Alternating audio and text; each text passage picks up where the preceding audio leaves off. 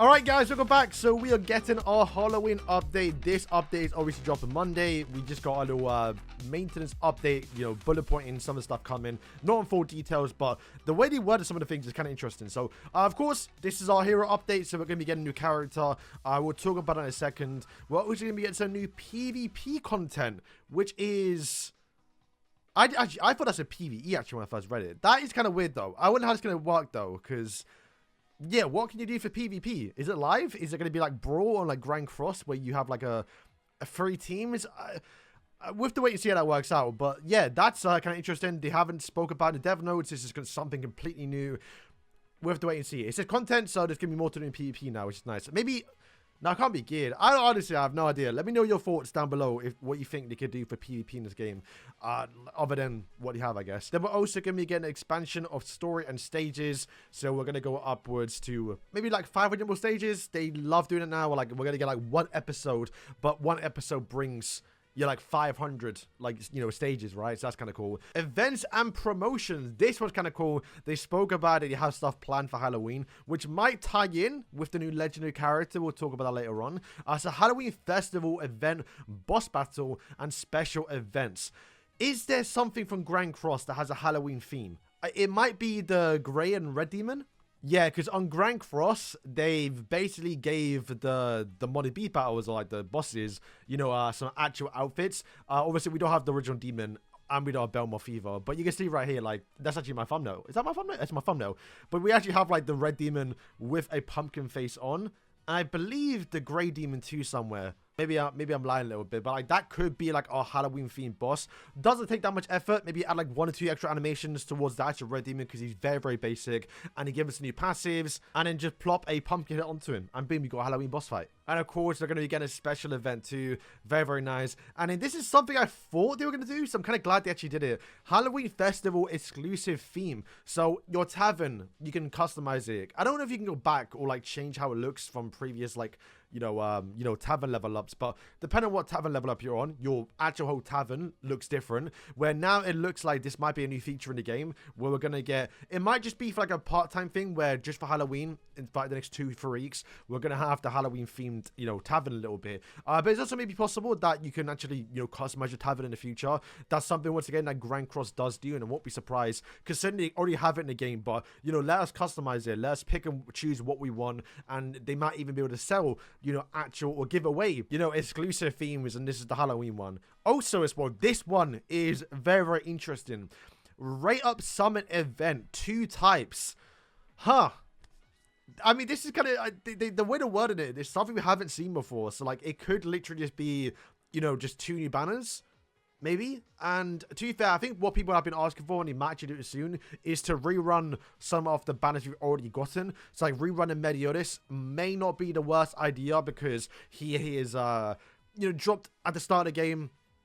People should and was summoning for Barn more than Meliodas. Granted, he's been out for a lot longer now. You can get him towards like higher deep level naturally, more than any other character a little bit. But honestly, returning Meliodas right now, especially with the Merlin buff, makes things better, makes Meliodas better.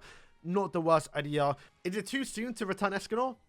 Probably. Hopefully there's something unique where it's not just 2 new banners and more or less like a step up where like, oh hey, if you summon you get like 4 copies of melee, have like a pity system like we have right now in the game, but rather than just being like 1 character, you get like a mix and match of a few characters you've already got in the game, like getting like 4 copies of Escanor, Dariari, all the characters released so far. That's something they can actually do in the game in the future, which actually be kind of cool.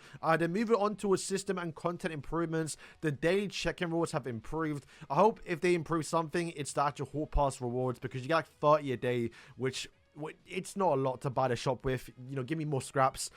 That's something I think I would improve a bit more onto. Content, quality of life, and UI improvements for base defense to Affinity, the Count Combat class. The Affinity one is definitely going to be something that I know a lot of people are going to have complained about. Is I think when you go into like your Affinity and like you just like max the bar out, you can spend unintentionally all of your actual XP. If you have like 30 million, because you don't know, the max out your Affinity, it does cost 50 million. So like if you just have a lot of Affinity and you max out by accident, just thinking it'll go to like a certain level, you could waste a lot of XP. Not really a waste unless you do it on a really bad character. But I believe there is no way to refund it. So maybe if anything, quality of life improvements, let me refund my Affinity. that'll be something I appreciate, because if I spend like 50 million on like Derriere, and then hypothetically speaking, down the line in like 4 to 5 months time she's no longer good, or I don't want to use her no more, then let me refund that and then spend that on another character. That is something I think they really need to do and would love to see in game. System optimizations, improvements on other bug fixes, and obviously Merlin and Hellbrim are leaving. We'll know Monday who the characters are, but let's talk about the new characters. So here on screen now are the leaks that we've seen so far, and once again, I'm not going to make the video in it, but I don't mind talking about some patch notes to kind of speculate who it's going to be. But this time we actually have their colors and their roles, which I think their kits might be out there somewhere, but constantly throughout the leaks that we've seen, they've changed, and there's no point covering the kits, but what doesn't change is their role and also their color. So yeah, Esterosa is going to be a green DPS character, kind of rivaling, you know, Escanor. I thought it might have been red just to counter Escanor, because that would have made a little bit more sense.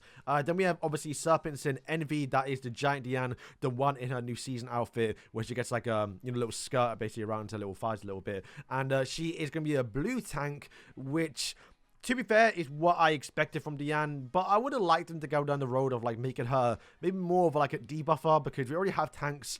Honestly, I'm curious how they're gonna do it, because we haven't had a new tank in the game since the start of the game, basically, right? Obviously, we've had rerun banners for like, you know, other Dianes and other stuff like that. So I'm curious how they're gonna make a like power creep like tank, because right now everyone's just using unique characters, and rightfully so. You don't need to use, why would I spend like, you know, 160 gems on a tank character like Diana or even Draw, when I can just use Dogetto and you know, other characters like that are kind of better because of that veil buff is just too strong.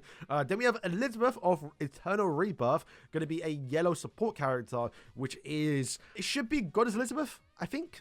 Maybe. And then of course Zeldris, which I imagined he could be a debuffer, but I do like him being a support character, because he is, you know, the leader of the 10 Commandments. You can imagine when the character does come out, he is going to be something similar towards like King and Merlin, maybe even both combined, because a lot of the Commandments don't have that much synergy together other than the fact that they are Commandments. So, you know, him coming out, buffing up the final attack for like Commandments, crit chance, crit damage, accuracy, maybe not accuracy because you can just go for it universally, but something to like make them all work together would be very, very cool. And yeah, so what do I think is to come?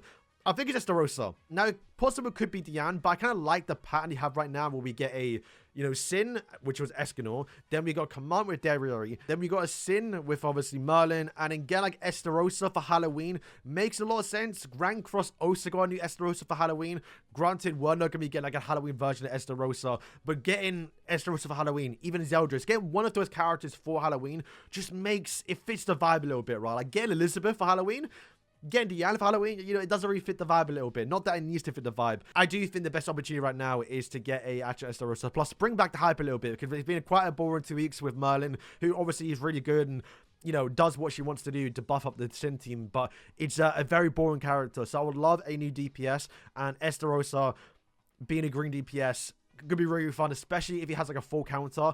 That'd be very, very cool to see how that works in game. And then they could release, you know, Diane afterwards, and then Zeldris, and then Elizabeth, and then we can start to go in towards maybe repeat characters, like getting like a new Escanor as like armor version, maybe getting characters from season 3, maybe get some collaboration, some seasonal characters. They can start doing that, but these are the 4 characters I do imagine will come out next. And my hope is going to be Esterosa.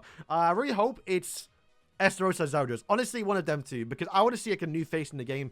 Diane, we've kind of already seen because she's in the game, and we've already seen her actual like model. So it's more likely, I guess, it could be her, because from the trailers we've seen her, right? But then again, we've got Derriere when we thought we were going to get Merlin, so, you know, anything is possible. But I do want to see how Zeldris, especially like Zeldris, I think, but like Esterosa too, I want to see how they look in like the little chibi form. That is going to be kind of exciting. So yeah, guys, that is it for this update. Obviously, we'll have the full details going over the new character, what's coming, all the new PvP content coming as well. They're going to elaborate a bit more on the PvP content, and our first look at like a Halloween festival. Funny to call it a festival. I don't think it's like a festival like Grand Cross, and some new Rate Up Summon events, 2 types. We'll have to wait and see. So guys, let me know if you're excited. I definitely am. Cannot wait to see it. We'll have the patch notes fully on Monday, and until then, guys, thank you for watching, and yeah.